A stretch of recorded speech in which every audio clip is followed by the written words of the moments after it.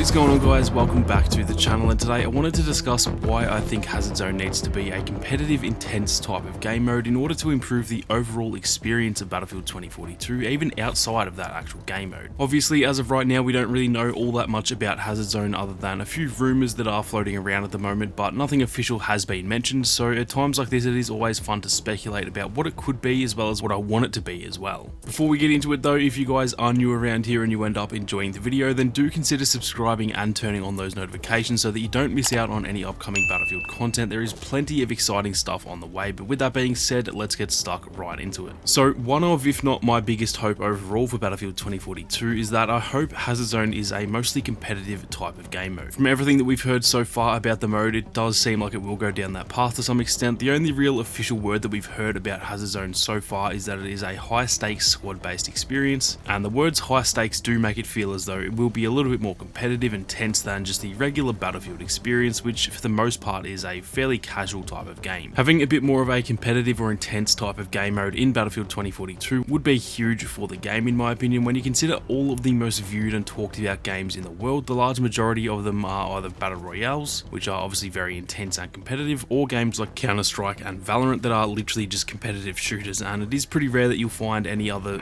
super popular games in terms of viewership that aren't competitive in one way or another. Looking at Twitch's most viewed categories, GTA 5 and Minecraft are essentially the only two non-competitive games in the top 20, and even to some extent those games can be competitive, as GTA obviously has plenty of high stakes races, betting and heists, and Minecraft speedruns have blown up in the last year or so, so even those games are probably still somewhat considered to be competitive. Now you might be asking why viewership and popularity matters. If the game's good, then the game is good, and who cares how many people watch it on YouTube or Twitch, but these days for a game to do well it needs to be popular in terms of content, because content creators are what keep people coming back to the game time and time again, equally as much as the actual game itself. If everyone you watch on YouTube plays Warzone, you're probably going to feel like playing Warzone more than if they played something else, and the same goes for any game out there. And so with a large viewership, that means that games will generally get more players, which leads to more revenue through battle passes and in-game purchases, which then leads to more income for the developers, which generally leads to better support for the game through updates and DLC, which then leads to more viewership when those updates happen, and the cycle just repeats itself. Generally speaking, the better your game does on YouTube and Twitch, the better it does in general, and even those who don't watch that content still win because of that. So by adding a competitive, addicting type of mode such as what we've seen in Warzone and Apex, that'll help the game out so much by bringing in so many more viewers to the game, and hopefully even bringing in more content creators on a regular basis, including some of the biggest streamers and creators in the world. When you look at the success of the top shooters right now like Warzone and Apex, they tend to attract those big streamers to consistently play them every day or at least multiple times a week, meaning the game is not only getting plenty of viewership, but it is getting that viewership consistently as well. When you watch your favorite streamer play a new game one time, you might just not really think anything of it, but if you watch them play that game 3 times a week for 6 months, it's just about guaranteed that you're probably going to try that game out yourself, and if the game is decent enough itself, then you're probably going to end up playing it consistently as well.